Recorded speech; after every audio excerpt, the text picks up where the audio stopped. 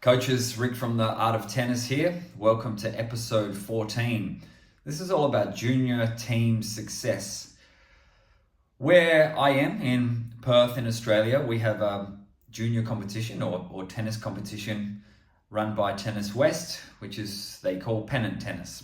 So pennant tennis just means you're playing for a team. You're playing for the club that I'm at, which is Scarborough Tennis Club, and you play against clubs all over Perth and compete in your division to try to win the premiership. Other states in Australia may not always call it pennant. Could be just junior league, all right, league tennis. And around the world, I'm sure there's similar but different variations on what this actually means. So now as a club coach, 19 years ago, I got the contract to become club coach at Scarborough Tennis Club, which means that my role is to do two things. One is to build a participation program for kids from 3 years old right up, adults, and everything in between. The second thing is my job as a club coach is to convert players who are at the level to come across to the club side, which means join as a member of the club. So the club makes money from memberships, and then they represent the tennis club against all the other teams, all the other clubs. And so depending on your level and your UTR rating, the players will be put in a specific division, whether it's Div 1, can be up to Div 12 in the popular age groups, and you play out the season. Maybe it's 14 weeks normally in summer, plus finals. I see this as really important role for a club coach is to embrace your club side, okay? Instead of just focused on building the coaching business, which of course earns you a living and earns the other coaches who work for you a living, but the bit of contributing to the club is important both for the club, because that's why you have the role as club coach, but it's also important for the players, because the players go from just doing tennis lessons and maybe squad training, and then they come across and they play for a team. What's good about playing for a team, especially in a sport like tennis where it's very individual, is it can bring in a different set of values for the kids, and it can, I guess, take them off the selfish part of the sport. Tennis can be really selfish. It's obviously a very independent sport. If you're playing tournaments, you're playing by yourself. You take the win, you take the loss.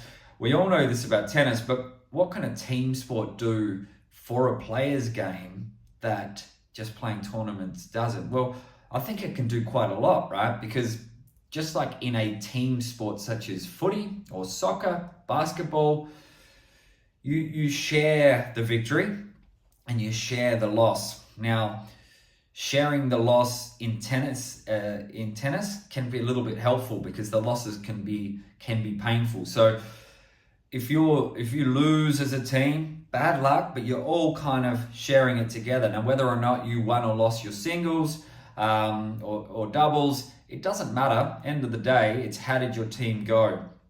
The first thing that I make sure the kids who come to their lesson on the following week, I make sure they tell me, I say, how did you go? And they'll say, oh, I lost my singles 6-4. I'm like, no. Well, how did the team go first? And they go, oh, I'm not sure. It's like, well, what was the score? Because you want to, I guess, program them or train them to the fact that the team come first. All right. So how did the team go? Oh, well, what about your singles? What about your doubles? So that's an important question to twist things around a little bit so they understand that, oh, the most important part is how did the team go? So if you lose your singles, lose your doubles, but the team still wins 4-2, then hey, well done. Great for the team. Unlucky on your individual matches, you have to work on that. At Scarborough, we've created a good history now of junior club success. It took me quite a few years to get some momentum going. I guess I have to build kids up from, if I started with them at 5 years old, it can take 7 years to get them to junior club level. So for me, it was, closer to 10 years or 7 to 10 years before we really started seeing more success with our junior club.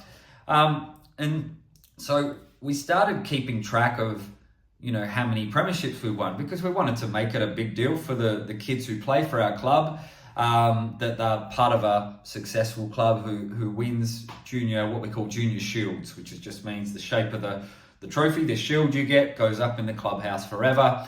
I like to call it premierships. It's maybe my footy background. I just like the word premierships, but shield is what you win. And so in 2017, we started to find some real success, with a variety of teams from Div 1 to lower divisions. But wherever they started the season, we made sure that by the end of the season, they'd improved, 50%, right? They've improved a whole ton in that time, which means they should be able to get ahead of their peers in that division and win. So in 2017, we started, we won 5 shields. 2018, we won 7 shields, which was really, really high. And so at that point, I started keeping track and doing the stats on all the other Perth clubs. Now, as a marketer, I'm never going to miss an opportunity to brag about our club, not for my own ego, but for the club's reputation and for the kids who compete for the clubs, our club, to feel like they're part of a winning, successful club. Now, after a few years, I realized that we were way ahead of all the other clubs in Perth. Now, some of them were bigger clubs. Some of them had twice as many teams as us, but we were getting a better winning record with our teams. This year or last year, after 7 summers, we'd won 33 junior shields. Now, that's pretty good. And it was actually, the stats were that a third of our teams were winning the season. Okay, which is a great statistic. And it gave the players real belief that I could keep coming in and go, look, we're a winning club. We get to finals and we make sure we win, and you guys are a part of that. So you can sort of plays on the psychology a little bit for the kids. And winning can sometimes can help with further success. But what it was, once I worked out we'd done 33 in 7 seasons, I made some graphs up to compare against other clubs. And, the closest club at that point was on 23 or 4 shields. And again, some of them had twice the amount of teams as us for multiple seasons. 20 and lots on 18, 19, 20, 21. So in Perth, we had around the mark was also Blue Gum Park Tennis Club, Cottesloe Tennis Club, Hensman Park Tennis Club, Sorrento Tennis Club, I think that's all, and Peppermint Grove Tennis Club. So they were the other ones in the sort of top 5 junior club success. And the year just gone, we only won 1. We lost 4 in the grand final, so that was disappointing, but also the way it goes. We only got 1 this year, so we went to 34 in 8 seasons. I know Blue Gum Park won 7, so they had a massive season. So I need to do the stats again and work out how the graph works, but I think Blue Gum Park are only maybe 3 behind us now. And the others are also pushing close. So we're still leading, but it's getting a lot tighter. I'd love to get to 10 seasons and have won 50 shields. I think that's going to be very difficult now. But nonetheless, we're stoked with the summer success we've had with our junior club. So what is it that gives you that success as a junior club? So I've got 3 or 4 main points here. The one is that you've got to play in the division that you're at, not in the division that you want to be. So it's so common for kids. In fact, it's the parents mostly. We want to play Division 1 this year. All right, well, that's lovely. Good. I want a Range Rover too. It doesn't mean that I'm ready to get a Range Rover, and it doesn't mean that your kid's ready for Division 1. So wanting to play in a higher division, common parent request.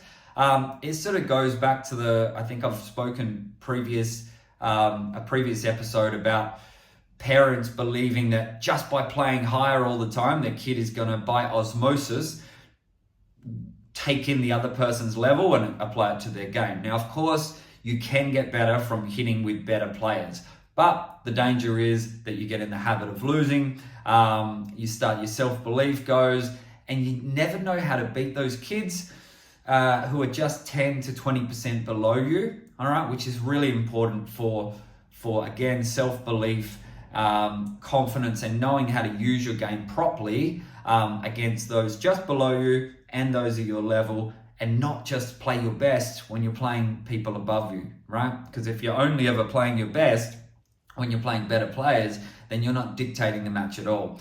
So it's a common request from parents. Now, mostly with ratings and things, it sort of does it for you. You get put in Division 3 if your average rating is X. But a lot of times we'll get phone calls from parents saying, "Oh, do you have a Division 1 team?" And I just generally just go, "Look, no, we don't necessarily have a Division 1 team. I might offer them to come down and train with us, but I'm certainly not giving them a spot in the team just because the parents want them to play higher." So it's really important that they play in the division that they're at. Okay, and then over that season, you've actually got maybe 5 months, because it starts in October, runs till Christmas, has a break, and goes in February again. So sort of by end of March, mid-March, you're finishing up. You can improve a lot. So at the start of the season, and you're in Division 3, you can rapidly improve, and then you've certainly gone up a level by the end, which means that if you can improve faster than those in your division, then you're going to win. So I think that's really important.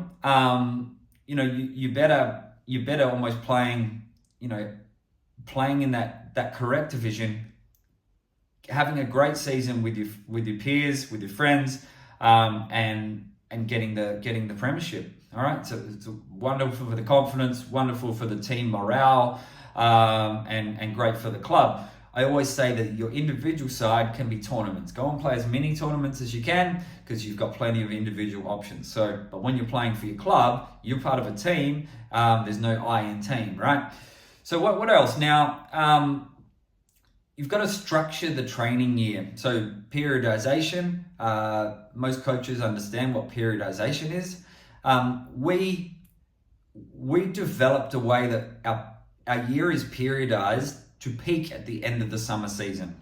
Okay, so if we're peaking in March, maybe April, we're peaking for the grand final of summer, and maybe we're peaking for the tournaments that just go on after the grand final. Now, to peak there, we have to work backwards until term 2, which is for us is April, May. This is where we dig deep in our technical changes. Now, we're obviously always working on technique, but the hardest technical changes for tennis, it's getting the serve grip. It may be playing shots like slice backhand, playing volleys. All right, if you know how to volley, can you play a volley from mid-court?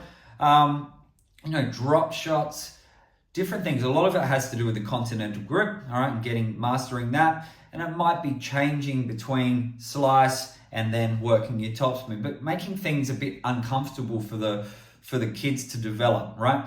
Now, if it's uncomfortable and hard changes, especially the serve, so as coaches, you know how hard it is to change the serve, start those changes and do them properly in term 2 or in the winter months.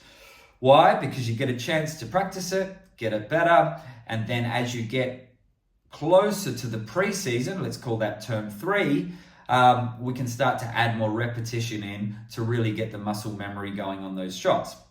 So it's sort of deep technique in term 2. Then we picking up the repetition, muscle memory in term 3. And then as we get to term 4 and 1, which is in the season, we are still tweaking technique, but we're looking at a lot of tactical patterns, maybe, some movement, some other game plans that can help, and a lot of, constraints-based drills, which, it might encourage the kids to attack a little more and things like this. So we do have a process where we follow that deep technique and then unwind from there. But because if you start working and trying to learn a slice backhand in your green ball pennants and you're in the middle of summer, it's going to be a disaster if you start trying to do it in a match. Now, should you do it in a match? I guess you should, right? You should at least practice it, but let's give them a chance to practice it earlier pre-season, so that they can find some success when they get to it in the summer. So this is our, periodization, really, really important, okay? And finding and tackling that deep technique at the part of the year which is most furthest away from when we want to peak.